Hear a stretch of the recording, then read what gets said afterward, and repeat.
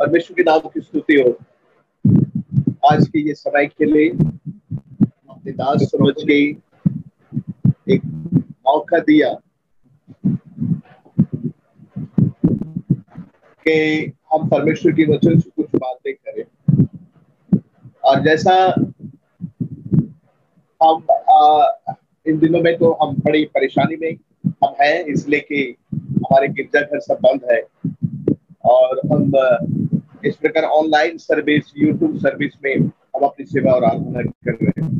तो इस मौके की फायदा उठाते हुए हम थोड़ी देर वचन पे भी बातें करें और मुझे इस प्रकार की मौका मिला है, मैं प्रभु को धन्यवाद करता हूँ। इसलिए इससे पहले कि हम परमेश्वर की बातें करें, वचन से कुछ बातें करें, हम प्रार्थना करें। तो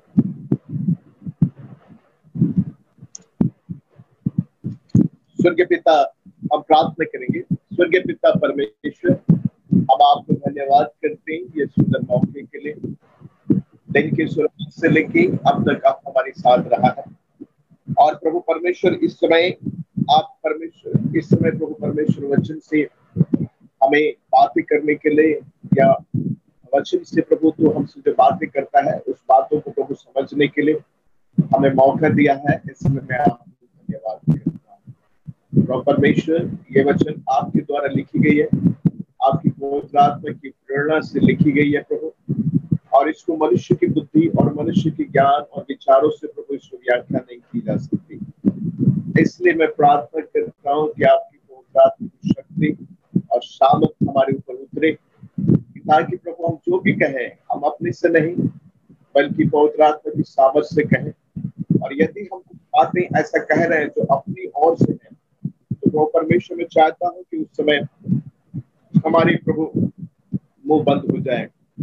जो भी कहा जाए प्रभु, चाहे छोटी बात हो चाहे बड़ी बातें हो, लेकिन वो पवित्र आत्मा के द्वारा ही होने पाए, ऐसा आप सहायता करें। प्रभु मैं प्रार्थना करता हूँ आपकी शक्ति और सामर्थ हमें चारों तरफ से घेर के रखे और हम मनुष्य की भाषा से नहीं बल्कि आपकी भाषा से, आपकी बोली से प्रभु हम बातें करने पाए, ऐसा आप सहायता करें। तो बोल दो अपराध को क्षमा करें, यीशु आपके मिठी पवित्र नाम से मांगते जैसे सुनिए और ग्रहण करें। आमीन। आप प्रभु के नाम की स्तुति करते हैं ये सुंदर मौके के लिए। परमेश्वर के वचन से हम कुछ बातें करेंगे और जो है वो पहला इतिहास उसका 12 अध्याय उसका 16 से लेके हम 18 पद तक पढ़ेंगे। थोड़ा सा हम इसको सेट करते हैं।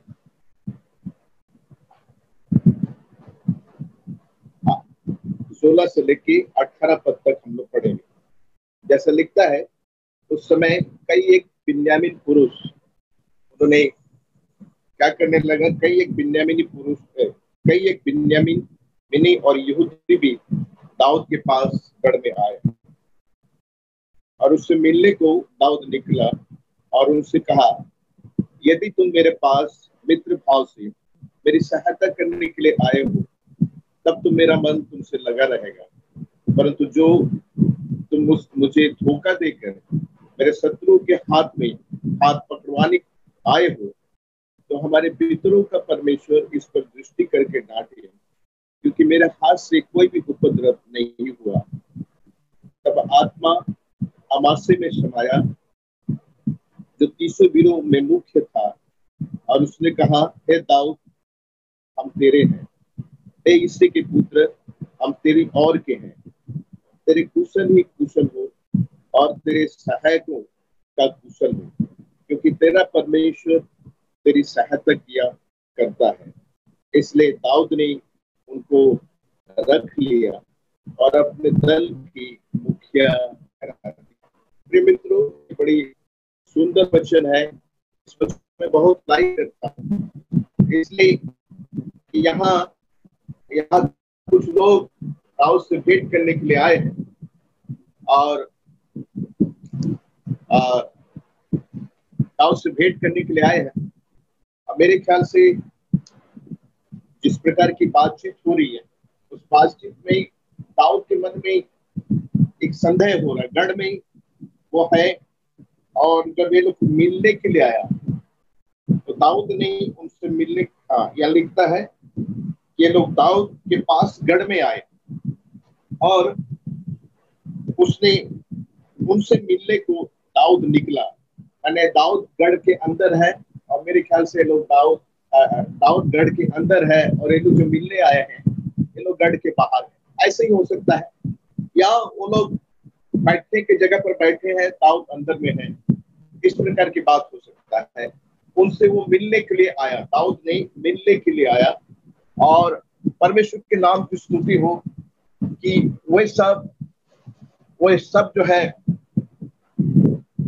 दाऊद से भी मिला। तो वहां दाऊद एक प्रश्न करता है और वो प्रश्न ये है कि क्या यदि तुम मेरे पास मित्र भाव से मेरी सहायता करने को आए हो तब तो मेरा मन तुमसे लगा रहेगा।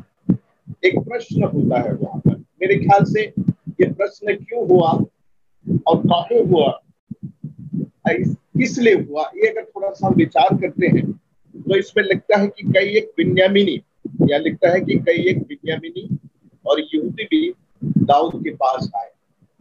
कई एक बिन्यामीनी यानी बिन्यामीनी गोत्र के लोग जो हैं, ये लोग यहूदा गोत्र के लोगों के साथ या यहूदा के भाइयों के साथ ये लोग मिल के आया। तो अब यहाँ एक मिक्स वंशज लोग, केवल यहूदा नहीं है उसमें या केवल बिन्यामीन नहीं है उसमें दोनों गोत्र के लोग हैं। और ये इससे पहले बहुत सारे लोग आए हैं दाऊद से मिलने के लिए, इससे पहले बहुत सारे लोग आए हैं। उसके पहले भी अगर हम पहला शामिल में अगर उसकी 22 वहां भी कुछ लोगों की चर्चा है, तो बहुत सारे लोग आए।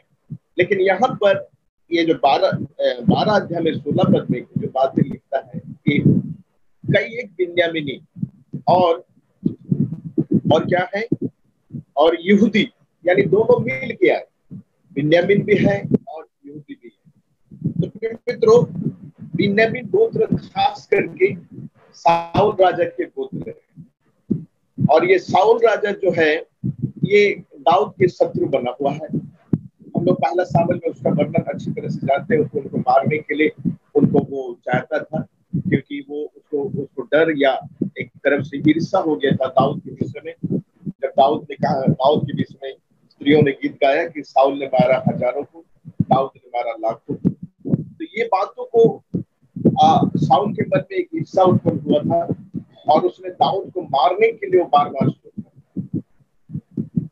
बार वो प्लान किया दाऊद को मारने के लिए। कभी जंगल में तो कहाँ उसको खोजने लगा। और हम लोग इस कहानी को अच्छी तरह से जानते हैं। बिना वजह दाऊद का शत्रु बन गया था, बिना वजह। अगर दाऊद कोई नुकसान किया होता तो बात अलग है।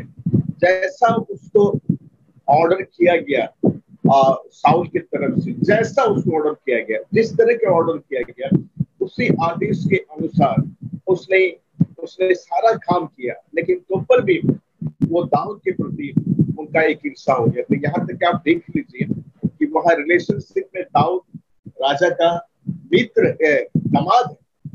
संबंध के हिसाब से अगर देखा जाए तो दाऊद जो है साउल राजा का दामाद है। अपना बेटी विधवा हो जाएगी इसका चिंता उसको नहीं है।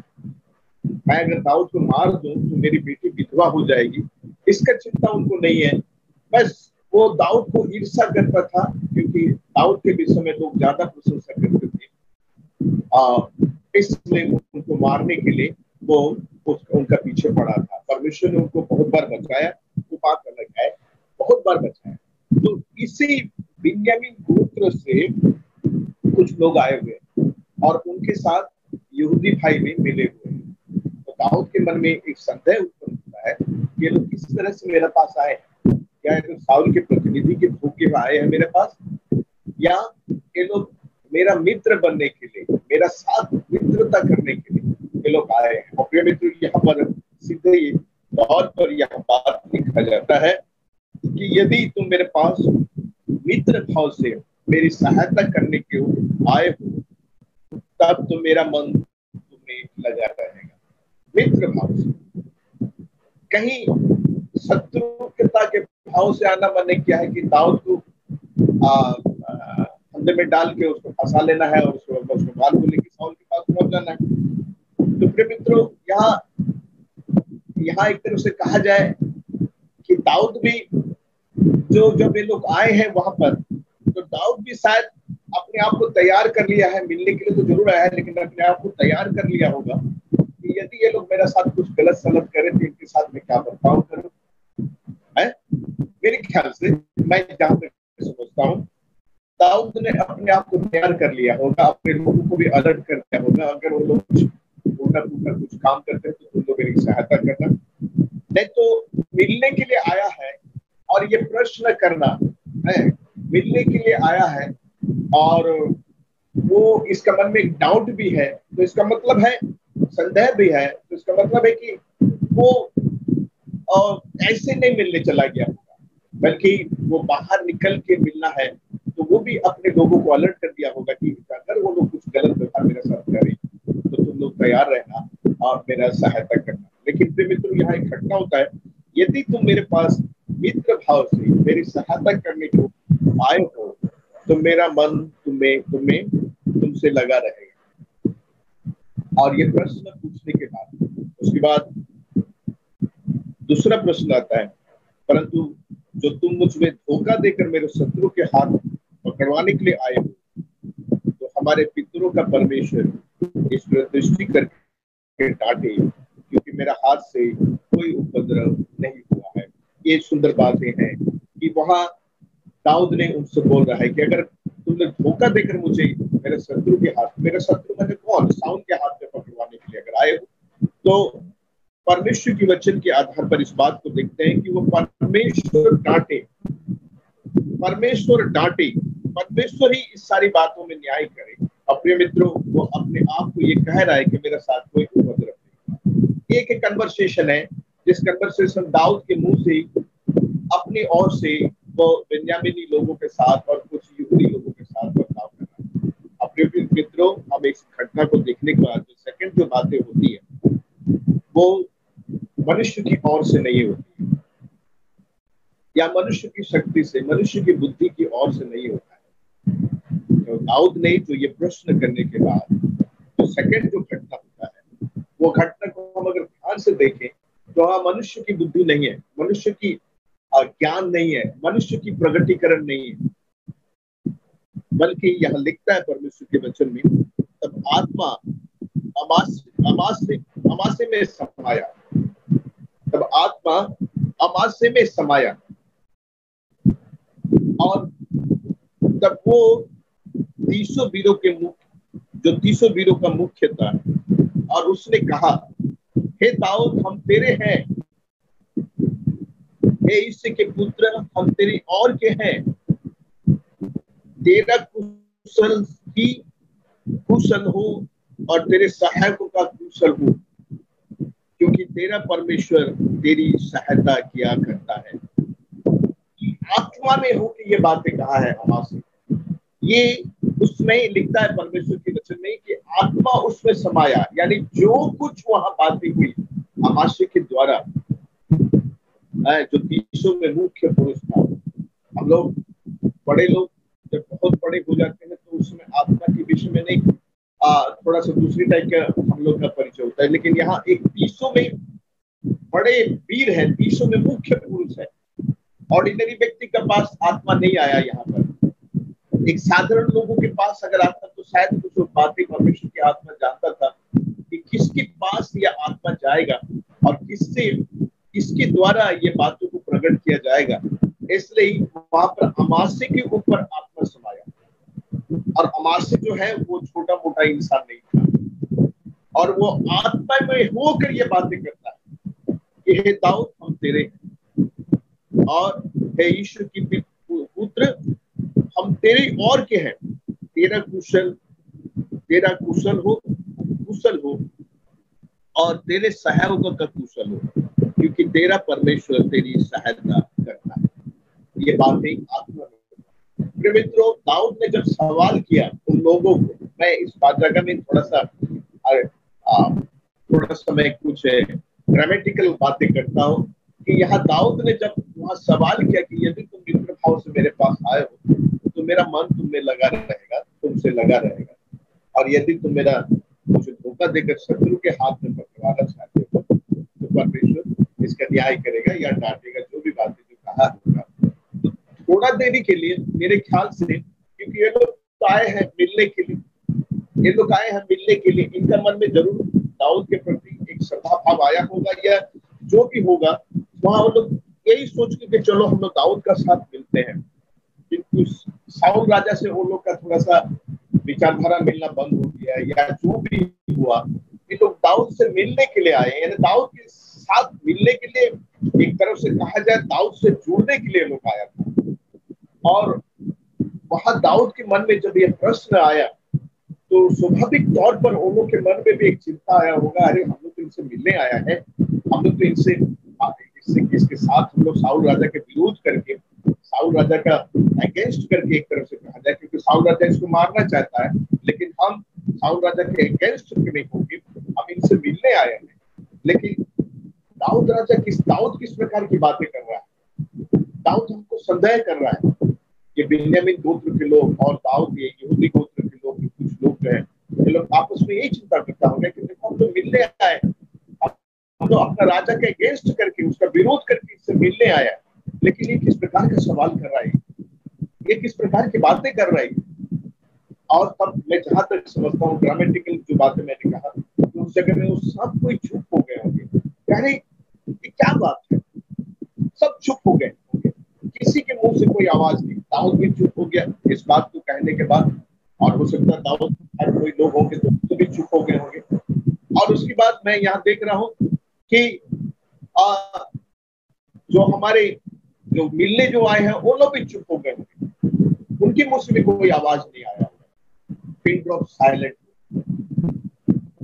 उस समय वो हल निकालने वाला, ये लोग सोच रहा है कि हम लोग दाऊद को किस तरह का जवाब दें, किस तरह का दाऊद को हम जवाब दें। ये जो प्रश्न ये कर रहा है, हम किस तरह की बातें करें कि ताकि दाऊद को विश्वास हो कि नहीं हम मित्र भाव से आए, या उन लोग का मन में जो तकलीफ हुआ होगा वो प्रश्न जानने के द्वारा वो लोग किस प्रकार की भाषा से दाऊद से बर्ताव करेंगे, वो लोग चिंता करने लग गया होगा। तो उस समय आत्मा वहां आके एक डिसीजन देता है। आत्मा, पवित्र आत्मा जो आके डिसीजन देता है। अगर पवित्र आत्मा उस जगह में नहीं आता, मैं जहां तक समझता हूँ, पवित्र आत्मा अगर नहीं आता तो वहां डिसीजन और हो नहीं पाता। शायद मेरे ख्याल से ये लोग बोल देता कि अरे तुमसे हम लोग मिलने आए हैं तो हम लोग से ऐसा बात कर रहा है, बल्कि वो लोग निकल जाता है, या कुछ भी, एक तो डिसीजन नहीं हो पाता। तो प्रिय मित्रों, मैं एक बात कहना चाहता हूँ कि आत्मा, पवित्र आत्मा आने के बाद अमाशे ने ये बात दी, एक फाइनल डिसीजन करना है, और वो डिसीजन क्या है कि हे दाऊद हम तेरे हैं, हे यीशु के पुत्र हम तेरे हैं, तेरा कुशल हो और तेरे सहायकों का कुशल। माने केवल दाऊद को लोग कुशलता की बातें नहीं कर रहा है आत्मा ये, बल्कि जो दाऊद की सहायता करता है ना, जो दाऊद की सहायता भी करता है उसका कुशलता की बात है यहाँ। यानी जितने लोग दाऊद के साइड में है, सबके सब का कल्याण होगा, कुशल होगा, इनको कोई हानि नहीं होगा, है ना। इसलिए कि जितने कोई उसके ऊपर विश्वास करे वो नाश ना होगा, बल्कि क्या होगा, अनंत जीवन पाएगा, जो हम यूहन्ना 3:16 में देखते हैं। यानी जो दाऊद के साथ है उनका कुशल होगा, ये आत्मा कह रहा है, किसमें होके, अमाशय में होके ये बात कर रहा है कि जो तेरे साथ है, जो तेरी सहायता करते हैं, और तेरे साथ जो लोग हैं उनका कुशल हो, उसके बाद तुम्हारा भी कुशल हो, तुम्हारा भी कुशल हो। और यहाँ आत्मा स्पष्ट कर रहा है क्योंकि तेरा परमेश्वर तेरी सहायता किया करता है। तो प्रिय मित्रों, उसके बाद हम लोग देख रहे हैं कि वहां लिखता है कि इसलिए दाऊद ने उनको रख लिया और अपने दल के मुखिया ठहरा दिए। तब उसके बाद एक घटना होता है, वो लोग दाऊद के साथ मिल गए और वहां पर उनका जो स्थान बनाने का, उनको जो दल का मुखिया बनाने का बनाया। मैं थोड़ा सा इस बात को थोड़ा सा और आगे को लेके जाता हूँ।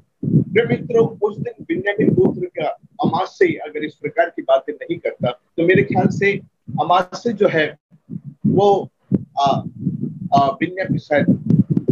बिन्यामीन गोत्र का नहीं, तो उस दिन अगर ये बातें अगर नहीं करता तो शायद मेरे ख्याल से उतना प्रेम संबंध उनका नहीं होता। ये बिन्यामीनी पहले लिखा है, यहाँ लिखते हैं कई एक बिन्यामीनी लोग वो लोग आए, और उसके बाद हम देखते हैं कि इजराइल जब दो हिस्सा हो गया, तो 10 हिस्से में जो रूबेन गाद जो लोग थे वो लोग 10 हिस्से में चले गए हैं, और 2 हिस्सा जो बना है, प्रिय मित्रों मैं आपको कहना चाहता हूं कि उसमें यहूदा के गोत्र और बिन्यामीन के गोत्र लोग हैं। यहूदा के गोत्र ये लोग 16 पद से ये लोग जो मिल के जो काम किया है इतिहास में, पहला इतिहास 12-16 पद में मिल के जो ये लोग काम किया है, यहूदा के गोत्र और बिन्यामीन के गोत्र जो मिल के जो काम किया है, वो प्रेमित इनका पूरी तरह से एग्जाइल होने तक, यानी बंधुआई में जाने तक ये लोग दाऊद और बिन्यामीन गोत्र के लोग एक साथ था। बाकी भले ही 10 गोत्र जो है, रूबेन, गाद, आशेर, शिमोन है, ये जो तरह तरह के जबूलून, इब्राहिम, मनश्शे गोत्र और जितने लोग जो, ये लोग जो है अलग हो गए थे। इसमें से लेवी गोत्र के लोग तो लोग स्पेशल है, वो लोग तो याजक में गिनती आते थे, प्रभु की सेवा में गिनती आते थे, इसलिए उनका गोत्र को अलग कर दिया जाता था। इसमें इब्राहिम और मनश्शे आ गए। तो प्रिय मित्रों, ये सारे लोग अलग हैं, लेकिन बिन्यामीन और यहूदा गोत्र के लोग, ये लोग आज, मैंने एक तरफ से मेरे ख्याल से नबूकदनेस्सर राजा जब तक पूरी तरह से यरूशलेम को नष्ट नहीं किया तब तक ये लोग एक साथ। और ये जो संबंध किसके द्वारा बना था? ये पवित्र आत्मा के द्वारा बना था।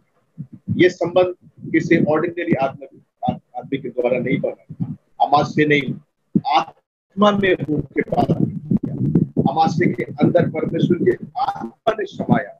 और प्रिय मित्रों, मैं आपको कहना चाहता हूँ, उस दिन दूसरा कोई व्यक्ति दाऊद के साथ नहीं मिलाया इन लोगों को, बल्कि ये लोग जो है परमेश्वर की आत्मा के द्वारा ये लोग एक दूसरे से जुड़ गए। ये लोग परमेश्वर की आत्मा के द्वारा ये लोग एक दूसरे से जुड़ गए। परमेश्वर की आत्मा हमारे लिए जो जितना आवश्यक है, ये बातों को हम इस पदवी के ये पद से, ये वचन से हम समझ सकते हैं। प्रिय मित्रों, अगर उस दिन आत्मा नहीं बोला होता, मैं जहां तक समझता हूँ, तो मेरे ख्याल से ये दोनों दल विभक्त हो जाती, ये दोनों दल मिलते नहीं ये लोग, क्योंकि वहां ये लोग हो सकता है कि सरल हृदय से दाऊद से मिलने आया है और दाऊद ने एक डाउटफुल सवाल करना है। तो प्रिय मित्रों, एक मिलने के जगह में एक जो संदेह की बातें जब आ जाता है, तो प्रिय मित्रों वहां पर मिलन की होना असंभव सा हो जाता है, असंभव सा हो जाता है। लेकिन प्रिय मित्रों, वहां इन दोनों को मिलाया, कौन?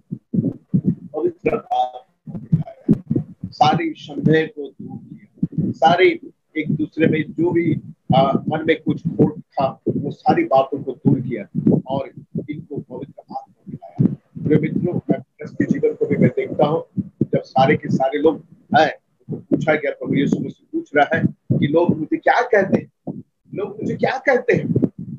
तो उस समय चेले लोग बात कर रहे हैं कि हे प्रभु, कुछ लोग तो तुझे भविष्यद्वक्ता कहते हैं, कोई कहते हैं एलिया कहते हैं, और इस प्रकार की बातें बहुत चर्चा हो रहा। कोई भी नहीं बोल पा रहा कि तू मसीहा है या तुझे मसीहा कहते हैं, लोग ये बातें कह नहीं पा रहा। और उस समय जब प्रभु यीशु ने जब पूछा, प्रभु यीशु मसीह ने जब पूछा कि तुम मुझे क्या कहते हो, तो प्रिय मित्रों, उस चेलों में से कोई भी जवाब नहीं दे पाया। वो लोग देख रहे हैं कि प्रभु यीशु मसीह अपनी प्रचार में करीब वही बातें कर रहा है कि मैं वही व्यक्ति हूँ जिसको कि परमेश्वर भेजा है, मसीहा, मैं वही व्यक्ति हूँ जिसको कि तुम इंतजार कर रहे हो। और वो अपना कार्य के द्वारा, अपनी प्रचार के द्वारा उस बातों को प्रमाण कर रहा है। लेकिन लोग तो नहीं समझ रहे, वो बात अलग है। लोग समझ रहे कि कोई भविष्यवक्ता है, एलिया शायद जीवित होके आ गया है या कोई और है, लोग ये समझ रहे। लेकिन ये जो लोग जो उनके साथ में हैं, ये 12 चेले या और भी जो चेले लोग हैं जो उनके साथ दिन रात हैं, ये लोग भी अभी तक क्लियर कर समझ नहीं पाया है कि हम प्रभु यीशु मसीह को क्या समझे। प्रिय मित्रों, हमारे जीवन में भी हम प्रभु यीशु मसीह को ग्रहण तो कर लेते हैं, लेकिन प्रभु यीशु मसीह को हम समझ नहीं पाते कि आखिर प्रभु यीशु मसीह हमारे जीवन में क्या है, क्या महत्व रखता है, वो हम समझ नहीं पाते। और प्रिय मित्र, चेलों को जब पूछा गया ये सवाल कि तुम मुझे क्या समझते हो, तुम मुझे क्या कहते हो, तो उस समय चेले में से कोई भी इसका उत्तर दे नहीं पा रहा, कोई भी इसका उत्तर दे नहीं पा रहा। तब पतरस ने कहता है, तू परमेश्वर के पुत्र मसीह है। जब पतरस इस बातों को कहता है तो हम अच्छी तरह से उस समय एक जगह में जानते हैं, क्योंकि मैं मसीहों के बीच में ये बातें कह रहा हूँ, है ना, कि पतरस को प्रभु यीशु मसीह कहता है कि ये मांस और लहू ने ये प्रकट नहीं किया है, बल्कि परमेश्वर की आत्मा प्रकट किया है। मेरे मित्रों, मैं आपको कहना चाहता हूँ, परमेश्वर ने ये बातें प्रकट किया है। और पतरस को उस जगह में कहा जाता है कि पतरस है तो पत्थर कहलाएगा, मैं इसी पत्थर मैं अपनी कलीसिया को बनाऊंगा, जो अधोलों का शक्ति क्या नहीं कर पाएगा, उसको हिला नहीं पाएगा, उसको नाश नहीं कर पाएगा। प्रिय मित्रों, पतरस के अंदर पवित्र आत्मा आया, पतरस चुना गया कि पवित्र आत्मा के द्वारा वो वक्ता बने। और ये जो कठिन सवाल, असमंजस में पड़ने वाली सवाल, कुछ लोगों को असमंजस में डालने वाली सवाल प्रभु यीशु मसीह ने पूछ लिया कि तुम मुझे क्या कहते हो। तो इस जगह में ये लोग किसी के पास स्पष्ट जवाब नहीं है, स्पष्ट जवाब नहीं है कि हम क्या कहें। सब चेले चुप हो गए। पतरस ने उस बातों को कहा, प्रभु यीशु मसीह इस बात को बताता है कि ये जो घटना जो हुआ है, ये बातें क्या है, ये मनुष्य के द्वारा प्रकट नहीं हुआ। तुम्हारे अंदर जो ये बातें हुई है, तुम मत सोच कि तू प्रकट किया है, तू ये बातें बोला है, नहीं, ये मनुष्य के द्वारा प्रकट नहीं हुआ, ये पवित्र आत्मा के द्वारा प्रकट हुआ। और पवित्र आत्मा के द्वारा तेरे मुंह से ये डिसीजन आया है कि मैं मसीह हूं। इसलिए ये मांस और लहू ने प्रकट नहीं किया है, बल्कि वहां प्रभु यीशु मसीह ने बताता है। पूरे मित्रों, प्रभु यीशु मसीह बार बार प्रचार कर रहा है, लेकिन चेले के मुंह से वो शब्द नहीं निकल रहा है कि तू मसीह है, और वहां पवित्र आत्मा ही क्लियर करता है। मैं आपको कहना चाहता हूँ कि अगर पवित्र आत्मा ना हो, जैसा अमासी के पास उस दिन पवित्र आत्मा अगर नहीं आता, वो अगर पवित्र आत्मा में नहीं समाता, तो प्रिय मित्रों, वो इतनी बड़ी डिसीजन की जो बातें हैं वो नहीं कह पाता, वो नहीं कह पाता।